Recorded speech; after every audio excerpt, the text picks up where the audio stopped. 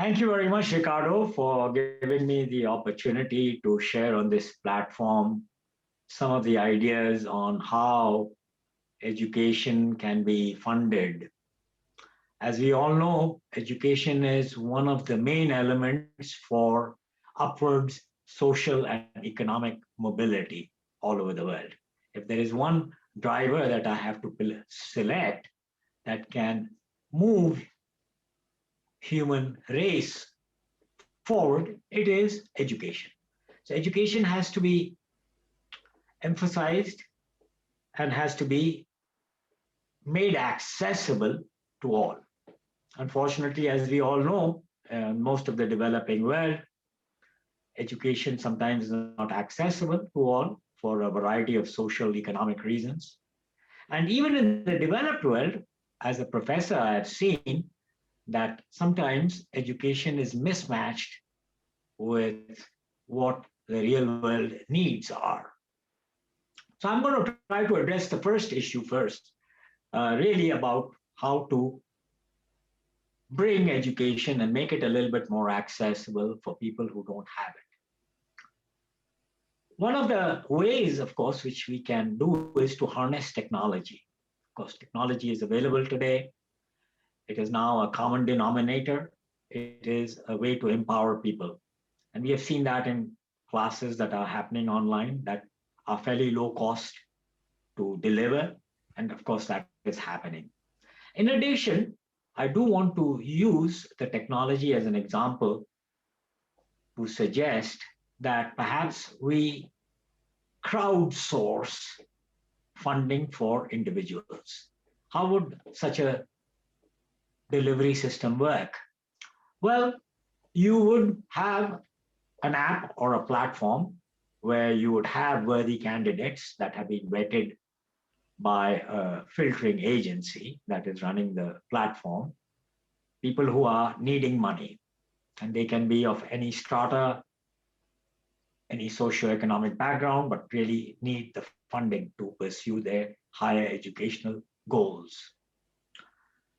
We could give a brief profile about them, what their aspirations are, just so that people get to know more about them. And then on the other hand, on the other side, we would have possible funders who would put in some amounts of money, little amounts of money, in order to crowdsource so that people can then collectively pay for that particular person's education.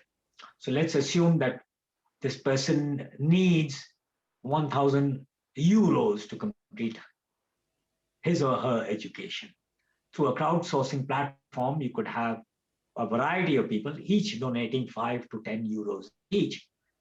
And by aggregating all of those small sums, you could reach the amount of 1,000 euros that would then enable the person to complete their education.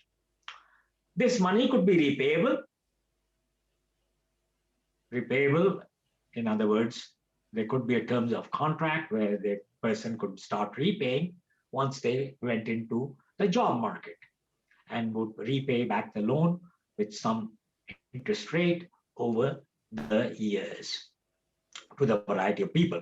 Or it could be on a charitable basis, like a giveaway on the part of the donor. Both of those particular models could work over here in this case. That was one idea, and it is being applied in other places. In certain countries, it hasn't come in as yet. And I would like to suggest that we give it a try. For example, in a country like India, for example, let's just take Kerala, for instance, funding could be obtained from donors, for example, and this is just an idea and a suggestion, from non-resident Indians of Kerala origin who are working outside of Kerala and have the ability to pay small amounts. We're not talking about large amounts of money, 5 euros, 10 euros worth, everybody aggregates, and that then summed up to complete with the purpose of completing the education of that person. So it's a very viable idea, and it could be based on a payable model, or it could be based on a charity model, both, or a combination of the two. That was one.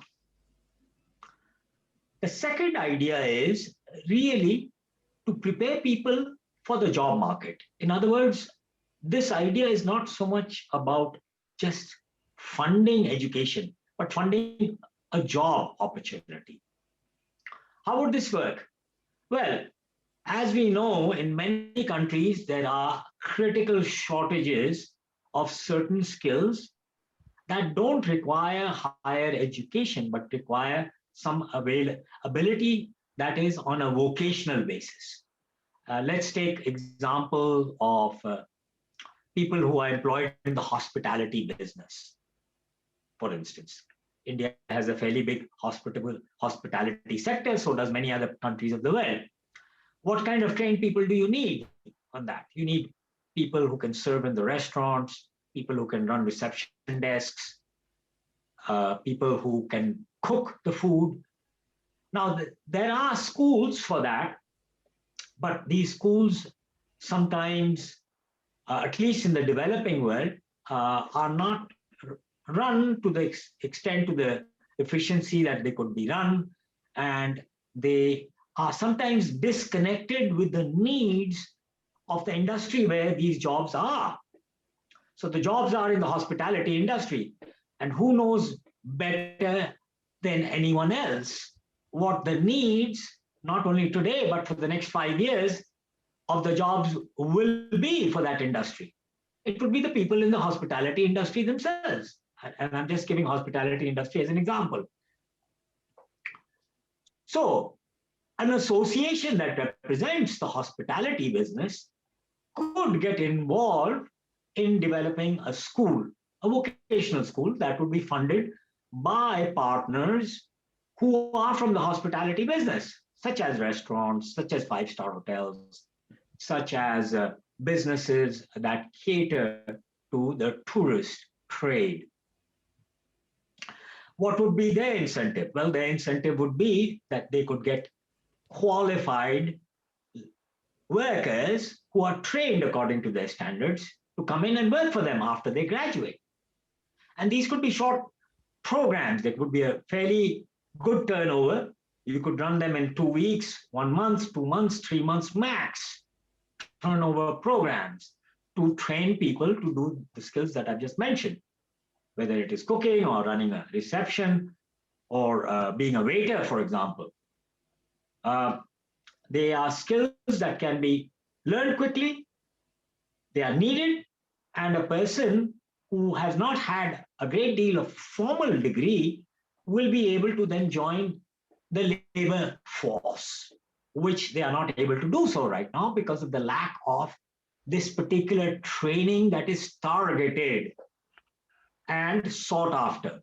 So by creating an association's involvement in this, not only are we getting this particular type of training funded by them based on their own interest to have qualified workers, but we also then become a back end for the workers themselves or for the students who will then become workers in these businesses that are run by the association. So it's like you create a virtuous cycle in this particular degree.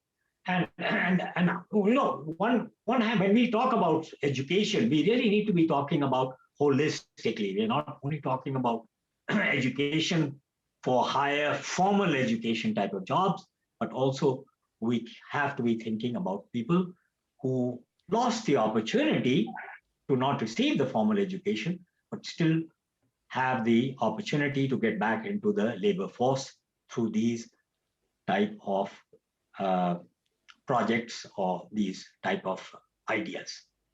That's what I wanted to share today. I wanted to bring this out over here to this platform, and I would welcome people's comments, particularly how would this work in other parts of the world.